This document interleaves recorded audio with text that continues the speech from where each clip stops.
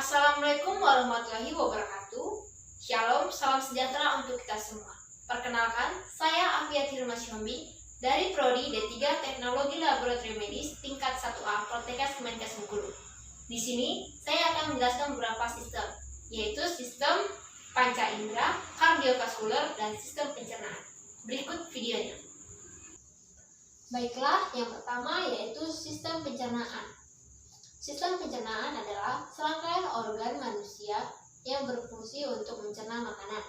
Kita dapat lihat yang pertama yaitu cavum oris atau rongga mulut. Di dalam rongga mulut terdapat gigi dan lidah. Fungsi gigi yaitu untuk memotong, merobek, dan menghaluskan makanan. Selanjutnya lidah berfungsi untuk membolak-balikan makanan sebagai indera pengecap dan juga membersihkan rongga mulut. Kemudian, makanan yang sudah diolah di rongga mulut akan disalurkan ke rongga paring. Rongga paring adalah rongga yang dilapisi oleh selaput lendir. Rongga paring berperan penting dalam proses menelan makanan. Kemudian, makanan akan disalurkan lagi oleh esofagus. Esofagus berfungsi untuk menyalurkan makanan ke gaster.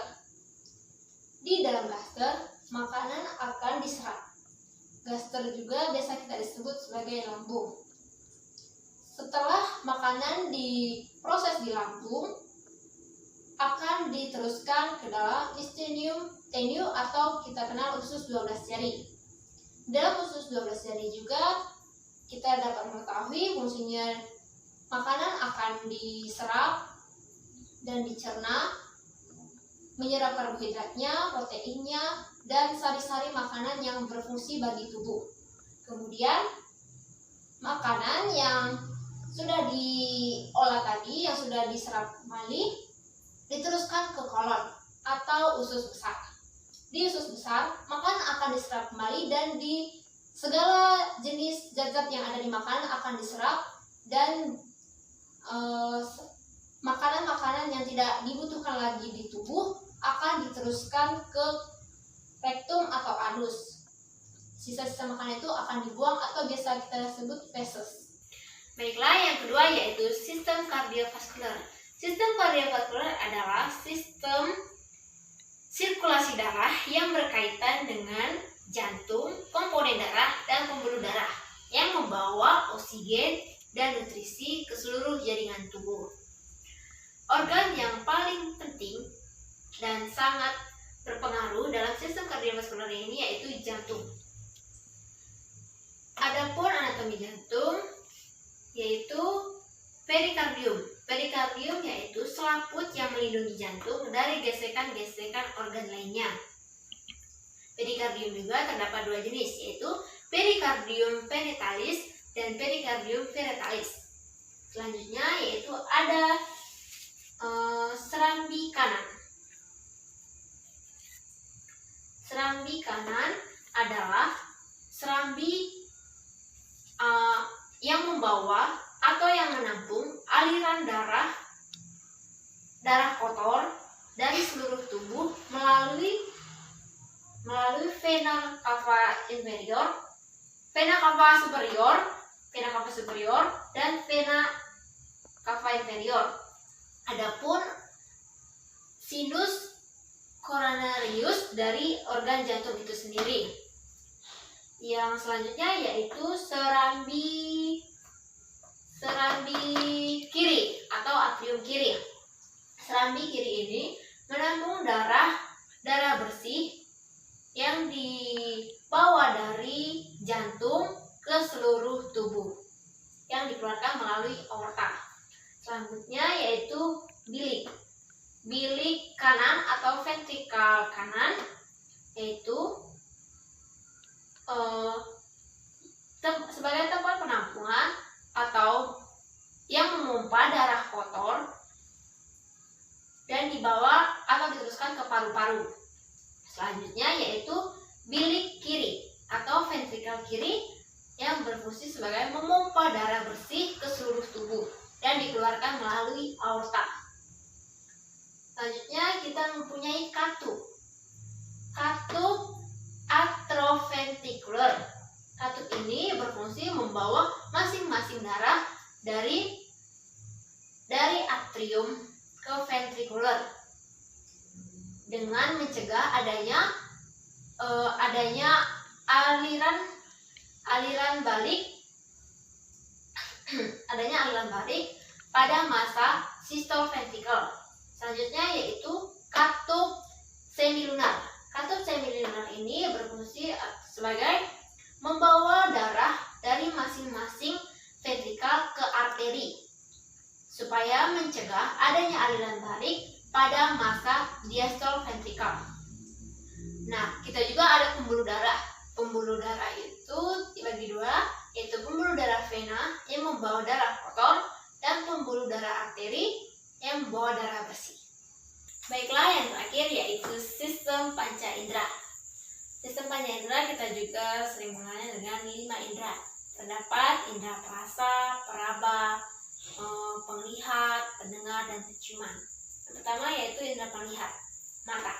Mata terdapat 2 bagian, yaitu bagian luar dan bagian dalam. Bagian luarnya yaitu seperti alis, bulu mata, dan kelopak mata yang berfungsi untuk melindungi mata dari benda-benda lain yang membahayakan mata. Bagian dalam mata yaitu ada retina, pupil, iris, kornea, sklera, saraf penglihatan, badan bening, dan juga iris. Adapun fungsi-fungsinya, kornea berfungsi sebagai memfokuskan mata, sedangkan iris memberi warna pada mata, lensa menangkap cahaya supaya tepat jatuh pada retina, sklera berfungsi untuk menjaga kelembapan mata, dan badan bening ini sebagai pengisi ruang antara lensa dan retina pada mata. Cara kerjanya, mata akan menangkap cahaya, lalu cahaya akan diteruskan sampai ke saraf penglihatan, lalu dikirimkan ke otak, sehingga kita dapat mendeskripsikan atau melihat dan mengetahui apa yang ada di depan mata. Selanjutnya yaitu indera perasa.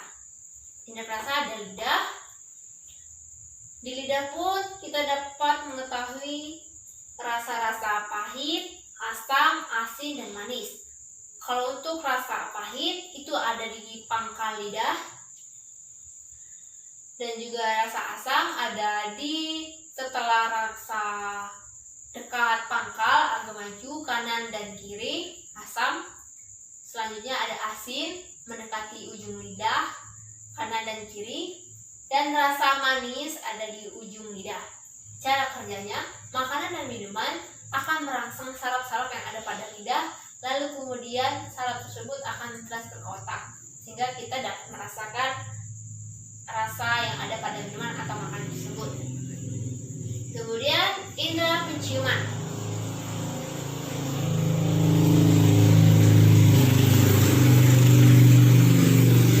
Indera penciuman yaitu ada hidung. Adapun anatomi hidung yaitu ada tulang hidung, rambut hidung atau bulu-bulu halus yang ada dalam hidung, saraf pembau atau olfaktori, dan juga selaput lendir. Cara kerja indera pembau pencium ini, bau atau bau-bauan yang ada akan masuk ke dalam rongga hidung, maka di situ saraf-saraf yang ada, ujung-ujung saraf yang ada akan meneruskannya ke otak melalui serabut saraf ke otak. Dan oleh karena itu kita dapat mencium bau yang kita hirup. Kemudian ada juga indera pendengaran, telinga. Bagian telinga juga terdapat 2, bagian luar dan bagian dalam. Bagian luar itu terdapat ada daun telinga, lubang telinga. Pada bagian daun telinga ini berfungsi untuk menangkap suara dari luar dan kemudian disalurkan melalui lubang telinga dan menuju ke gendang telinga supaya kita dapat mendengar. Ada juga bagian-bagian organ dalam telinga ini, ada rumah siput, ada 3 saluran setengah lingkaran, dan ada saluran eustachius, yaitu penghubung telinga dan mulut. Selanjutnya yaitu ada indera praba, kulit. Indera praba ke kulit. Indera praba ini juga terdapat 2 bagian, yaitu bagian luar dan bagian dalam. Bagian luar biasa kita sebut sebagai epidermis. Epidermis ini berfungsi sebagai pengerasa atau kulit paling luar dalam kita yang paling cepat merasakan rangsangan dari luar. Selanjutnya ada dermis, bagian kulit dalam. Ada pula bagian-bagian kulitnya ini ada kelenjar minyak, kelenjar limpa, dan kelenjar keringat,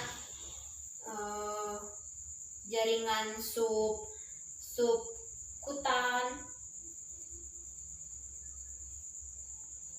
dan juga terdapat pembuluh vena di dalam kulit ini. Dan cara kerja dari indera praba ini yaitu dengan saraf-saraf yang ada di luar kulit kita ini akan menangkapnya dan menjadikannya sebagai impuls, lalu mentransfernya ke otak saraf sensorik tadi, sehingga kita dapat merasakan yang terjadi, yaitu entah sakit, entah panas, entah dingin, dan demikian.